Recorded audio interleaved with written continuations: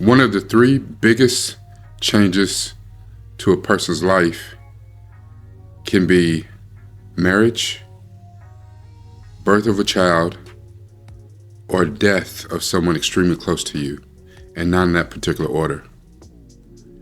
When you get married, that's two people agreeing to become one, to share in almost everything. A lot of compromise has to be made. And even though people say vows, saying that they will do just that, sometimes that's not what they mean. And some they said, but not what they mean.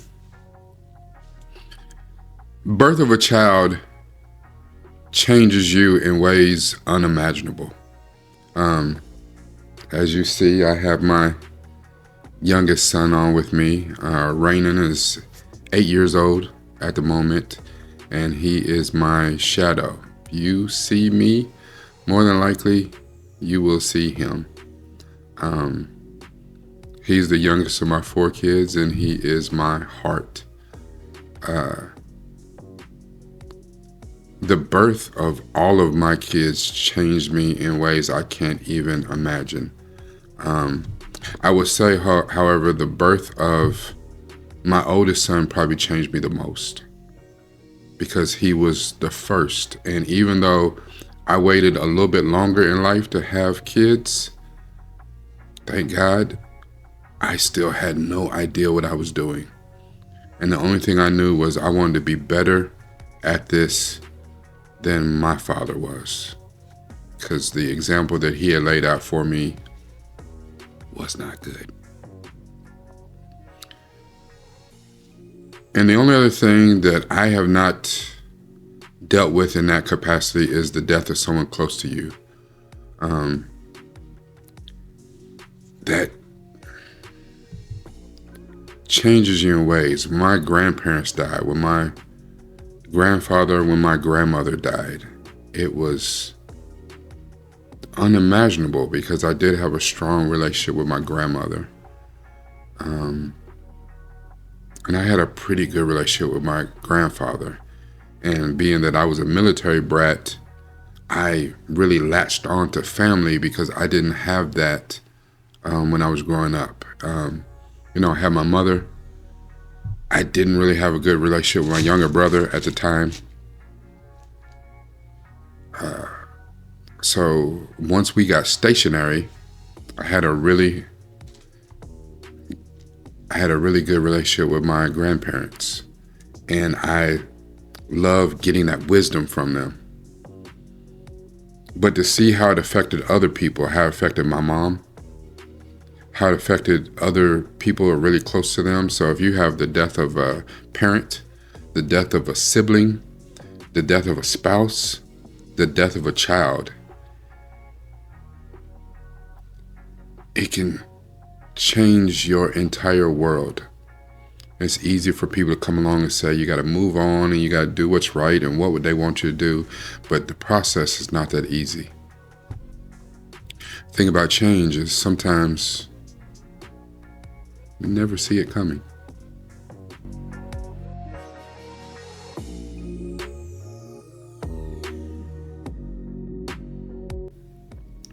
Hello, Governor. This is Rakai Steed, Newfoundlandville, back at it for Season 3, Episode 2 of Sherlock. And this was called Sign of Three.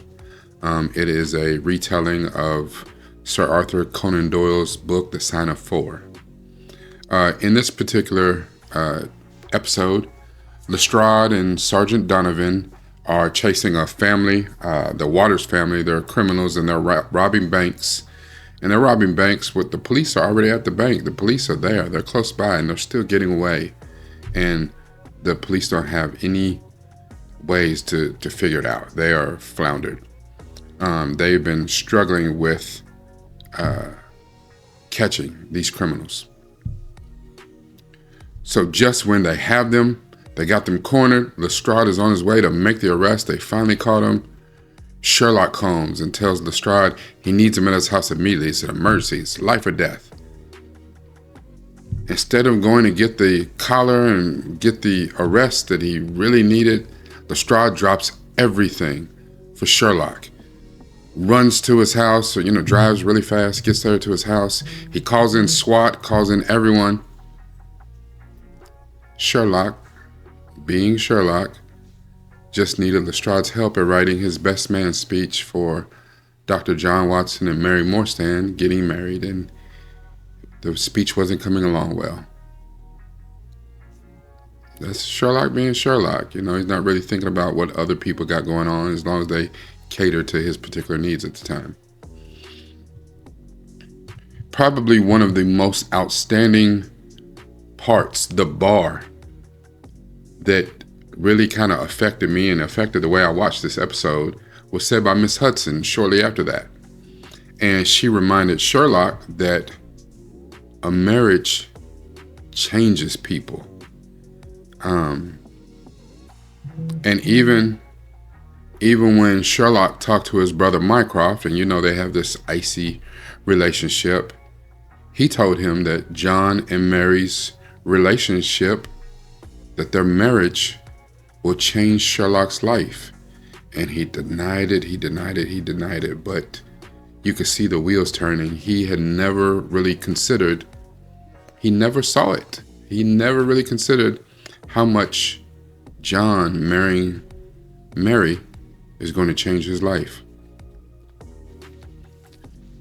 At the reception, they run into Major James Sholto, who was Watson's former CO, which is commanding officer. And Sholto was the name of the character in the Sign of Four. Sholto lived in seclusion because a mission went particularly bad in Afghanistan, where he lost an entire regiment of brand new soldiers that he had. It was a very bad mission. And he had received death threats from the new soldiers' parents and families, and it was a lot because it became a very public fiasco. So after the wedding is over, Sherlock gets up to give his speech, and he is struggling. It's looking bad. And finally, he finds his way, and he starts telling stories, basically recounting some of the things that are in John's blog about some of their missions, some of their adventures. And he's telling the one about the Bloody Guardsman, which there was a guardsman named Bainbridge, which is played by Alfred Enoch, who you may know is Dean in the Harry Potter movies, one of the few black characters in Harry Potter. And yes, that stood out to me. It meant something. He was also excellent in How to Get Away with Murder. Bainbridge complained that he was being stalked. And it appeared that Bainbridge had been stabbed to death in a locked shower stall. And there was no weapon in the room, no wet footprints, no bloody footprints. The shower stall was locked from the inside. No one could figure out how he had been stabbed. Sherlock went on to the Mayfly Man, a man who was meeting women, but he was assuming the identity of people who are already deceased and going on these dates with women. And then after a few dates with them, he would ghost them. But the problem is when he would invite them back to his place, you'd come back shortly later and the place is completely vacated, like no one had ever lived there. It's almost like he had squatted this place, completely staged it, and then disappeared in the thin air. And he did this with a number of women. When beginning to toast the couple, Sherlock freezes and realizes that Tessa, who he was interviewing, used John's middle name, Hamish, which he never uses because he hates his middle name. So then Sherlock had to figure out, well, how does she know his middle name? And he realizes that she must have saw it on a wedding invitation. But how? She wasn't invited to the wedding. And then Sherlock quickly figures out that she had once worked for Sholto.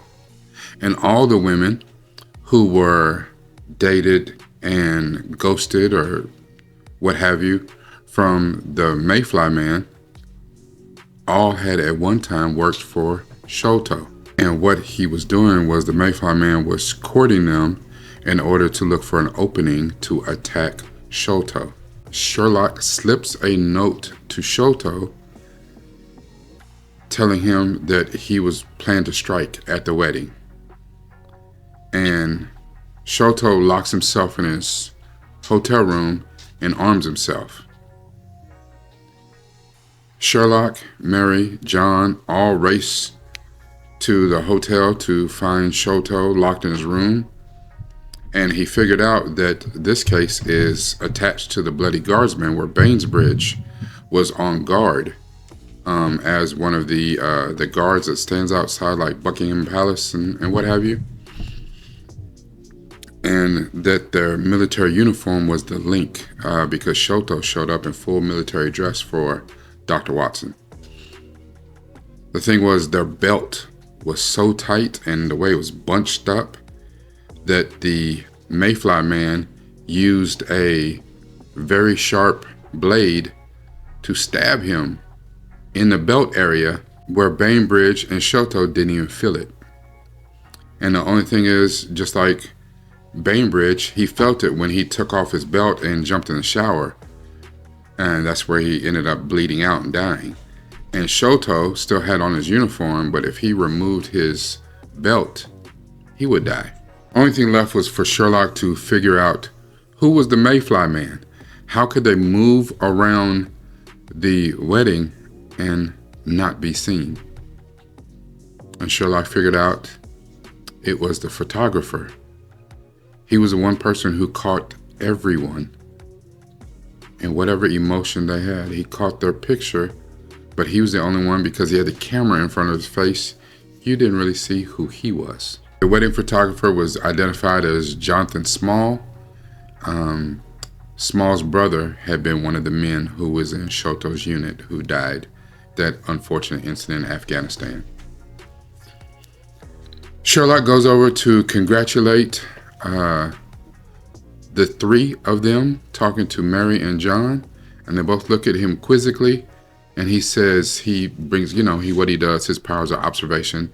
So he brings up all these things that point to the fact that Mary is pregnant. John is completely blown away.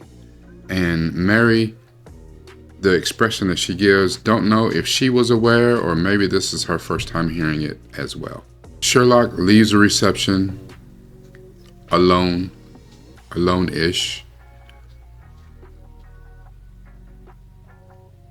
After having finally realized that, yes, his relationship with John is forever changed. You know, I love my quotes. When I was teaching, I used to have a quote about change that said, change is the only inevitable thing in the universe. So in this one, I actually have several quotes. One of my favorites that I say all the time is actually by James Baldwin, that not everything that is faced can be changed, but nothing can be changed until it is faced. This means so much to life itself. And it's easy to think about, relationships, but there's a lot of things that, you can't fix anything until you face it. If there's a problem somewhere that's in your life, in your relationship, at work, with kids, you can't do anything about it until you own up to it and realize there's a problem. Philip Crosby says that slowness to change usually means fear of the new.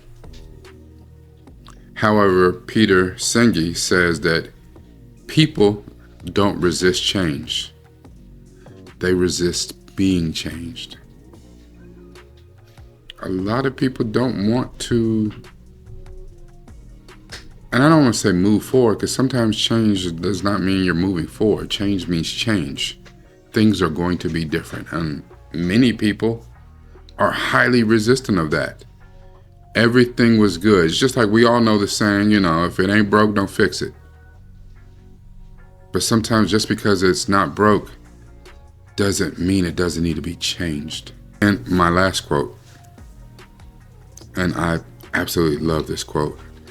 James Velasco and Ralph Steyer say that change is hard because people overestimate the value of what they have and underestimate the value of what they may gain by giving that up. Gives me goosebumps. Real quickly, I got only just 4 points about how you can be ready for change. Like I said, change is inevitable. Even though you may not be comfortable with it, you should still be ready for it. Number 1, assess your situation. Consider the reasons, the benefits, the risk of the change, and even, do a pros cons list. Think about how change will affect you, positively and negatively. Consider how much control you have over the situation. How much control do you have over the change? And then also important, how much time do you have to prepare for it? That's a big one. Number 2, be open-minded. Accept and celebrate the aspects of the change that you can. Find a way to talk to others. If there's others within your sphere of influence, talk to them and see how the change can be beneficial for you. Number 3, focus on what's in your control. Many aspects to change may be completely out of your locus of control. Okay, so focus on what you can control, what is up to you. Consider what will stay the same and consider what will change. And the things that you can do something about them. And the last one, take ownership. Be proactive and take ownership of your development. What happens, the results, the consequences of change, that's completely up to you. You have the power to decide how you come out on the other side of change, whether you embrace it or deny it. Because the thing is, even if you deny the change, you may be causing yourself an even bigger change. I don't like this new boss, so I'm just going to quit. That's an even bigger change than what you'd anticipated. The new boss may not be so bad. They may be worse than the old boss. But change is inevitable. Change is going to come. Do with it what you can. This is Rakai Steed, new from the Ville. Make sure that you like, comment, share this video as much as possible. And if you haven't subscribed, please hit the subscribe button. Make sure that you watch the videos that I suggest at the end of this. There's some good videos in here. You might find something that speaks to you. Remember, it's got to be about this. But it's got to be about this.